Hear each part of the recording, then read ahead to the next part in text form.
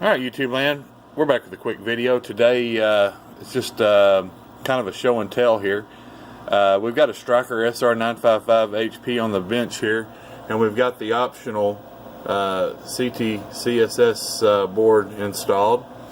And seeing that there's really nothing on YouTube covering this, we're doing this for a customer.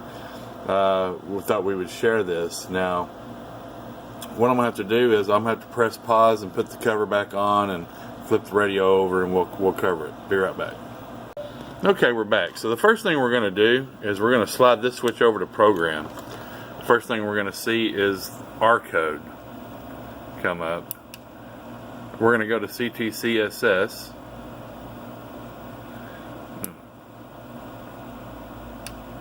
Press and hold function, and now you can select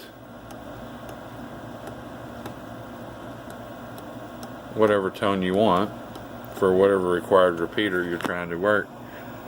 Then you can hit function again. We're on that. So then you would have to go to take it out of program, go to tone squelch right here, flip this over, turn this on.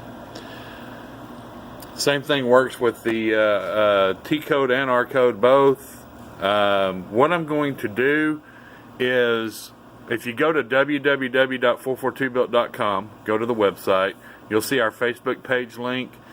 I'm going to post the picture of the email that I got for Stryker, and it will show the detailed instructions on if you have that option in your radio, how to properly set it up, or if you're looking to get it. A lot of guys are using these on 10 meters for the 10 meter repeaters. So that's what we wanted to cover real quick, and I hope it was informative. So anyway, like I say, go to our website, use the Facebook link, and you'll see a post on our on our Facebook page on how to do this in depth.